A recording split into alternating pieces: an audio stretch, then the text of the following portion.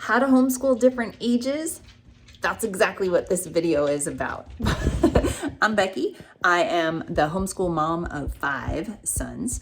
We're at the tail end of our homeschooling journey, but there's a 12-year gap between our oldest son and our youngest son. And what that means is that when I was potty training the baby, I was teaching the oldest how to drive. You can imagine that having different ages and stages of childhood under your roof as a homeschooler can present some incredible challenges. By the end of this video, we're going to talk, we will have talked about different struggles that different age groups can have, and I will give you some strategies on how you can successfully navigate different ages and stages of groups of kids. And I'm going to give you my super secret favorite tip. And my dog just tried to kill me by dropping this right under my feet as I was talking to you. So if you've got pets in the mix, whew, that makes things crazy too. So let me get to where I stand right here. So when you are dealing with different ages and stages, it can be incredibly difficult because you may be trying to teach real academic what you think of as teaching, like algebra or writing an essay, while at the same time you might be breastfeeding or having diapers that need to be changed, or just the challenges of having little kids in the house while you also have kids that are really needing to do some academic type work.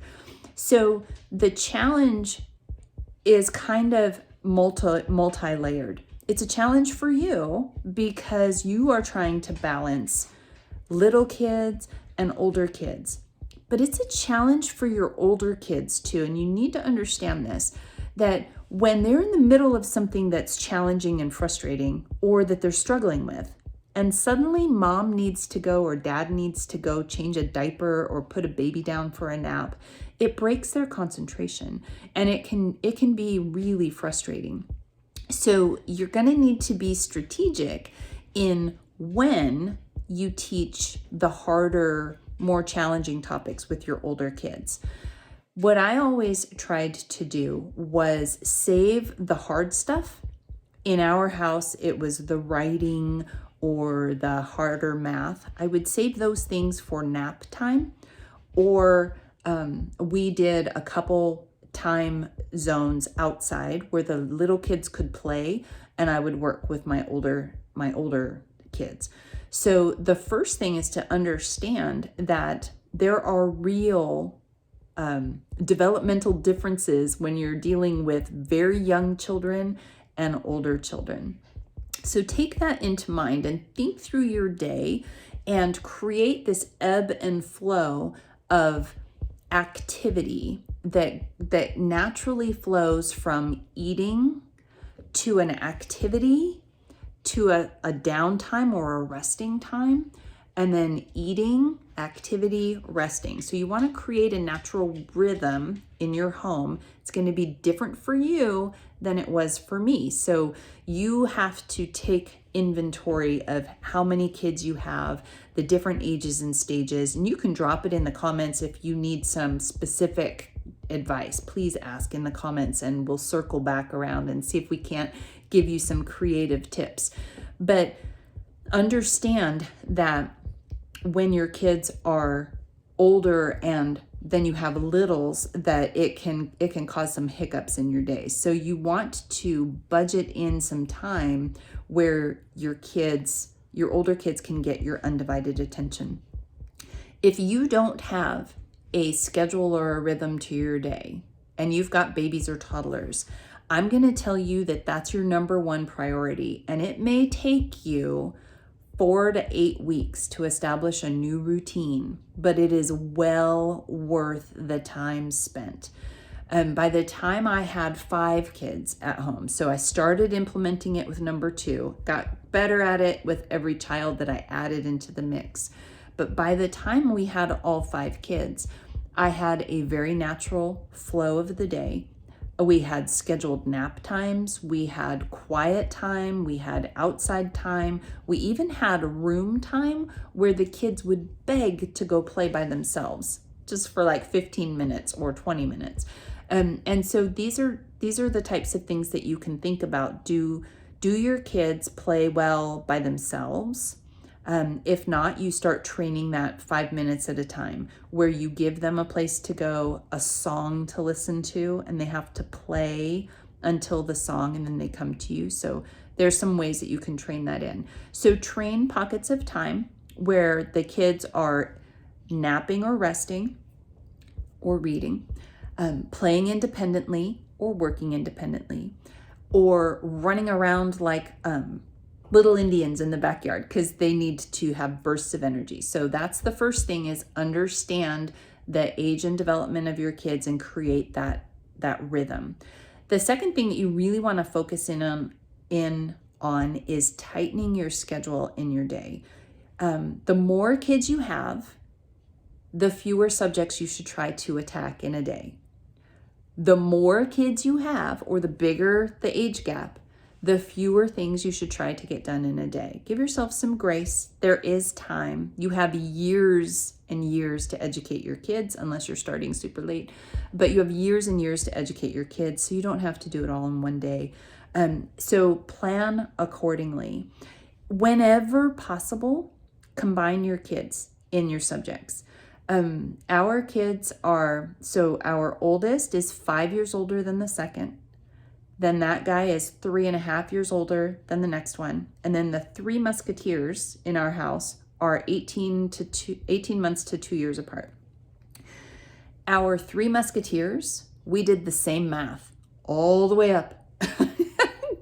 It's not crazy. It's really not. You teach from the top down. So you focus on the older child, and you do just enough that you can pull the younger kids in with that subject. So if you can combine, you combine. Easy subjects to combine are history and science and literature. You can read the same stories to each other. Math is one of those that you might need to divide and conquer separately. But if you have multiple math things happening in your house, limit how much the kids need to accomplish in the day. So that's a super huge tip, is don't do 3 separate histories.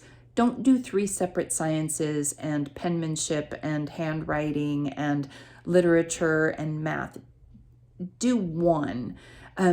My favorite thing that we did was, even when I had my oldest was probably eighth grade maybe, we did a family project where we would study the same thing, and we made this massive scrapbook of what we were learning. And so you just divide and conquer the skills. We're all talking about, one of the things we did was the major bones of the body. And we had one of those cutout models of the skeleton that was life size. And so we would learn the bones in the body and label them. And my oldest was in charge of all of the labeling and writing. And then the next kids were in charge of things like cutting or coloring or pasting or telling about what we were learning. And so we would do these group activities where everybody was learning the same thing, and yet they were doing what was developmentally appropriate for their grade or their age. Does that make sense? So you would take into consideration the pockets of time that you have to work in. Do the hard things when the littles are resting or watching a show. Schedule your day. Combine as much as you can possibly do. My secret tip, something that I did, now this was back in the day of tape recorders, which you can still get on Amazon, and I'll put a link below, but you can get a tape recorder and cassette tapes. And I sat down with each of the kids, and we made a poster.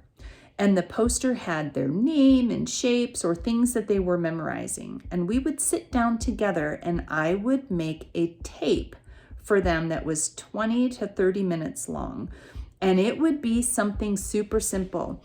We would look at the poster together, and we would record, "Hi, Isaac. This is Mommy, and this is your poster. Can you see your name? How do you spell your name?" And we would put things on the poster, and we would record them together. And there were instructions of exactly what he was supposed to do. Touch the butterfly or touch the caterpillar. What does the caterpillar turn into? It's just amazing, like poster, touch, talk activity. And then I would end the tape by saying, okay, when you've done every day, you'll practice your poster, and when you're done, you'll press the stop button and then come find mommy and give her a hug. Okay. And then we'd push stop, and every day he would play that tape, or they would play the tape, whoever it was, and they would walk through their poster and they would do their thing. And then when they were done, they would come find me. Another tape that we would do would be physical activities. And we record it together, and we would do it together for 3 or 4 days, where it would be a recording that would say, you're in the living room, this is your kindergarten time, and let's say your ABCs. Let's count to 20. Let's skip count by 2. Let's look at the colors. Hang upside down on the sofa and tell me what the weather is like today. Walk with your toe, heel toe across the room. Super. Now roll across the room or do somersaults. And we would create this activity tape. And then for however long it was, they would do their tape. It was called tape time. They would go to wherever their station was and they would do those activities. But the secret sauce with that is that I designed it, figured out what I wanted them to do. We recorded it together so you could hear both of us. You'd hear the little kids in the background. You'd hear the dog bark. Then we would practice for 3 to 5 days, depending on their age, together. We would do the tape together. And I would tell them, after Friday, next week, you're going to do this all by yourself. And then the next week, they would do it all by themselves. And I always rewarded with amazing snacks and hugs and stories and stuff. So those are my tips for how to homeschool with different ages, is to understand the developmental differences that they have, to create an ebb and flow schedule in your day so that you can see where the harder things for your child, your older kids, fit in. Teach from the top down. Focus on the education of your older kids. You don't have them under your roof for as long as you do your babies or your toddlers. Create a schedule. Combine your kids whenever possible. And look at getting a tape recorder and an old cassette tape. The kids loved tape time. Loved tape time. My 19-year-old just found his 5-year-old tape, and we just sat there laughing. He's like, I loved tape time. I'm like, I know you did, buddy. So you can do it. It just takes some more strategic planning and cutting yourself some slack. You will not be able to get all the lessons and all the things done every single day. And so less is more. Be strategic, have a schedule, and try that secret tape. And let me know how it works. See you in the next episode. Bye.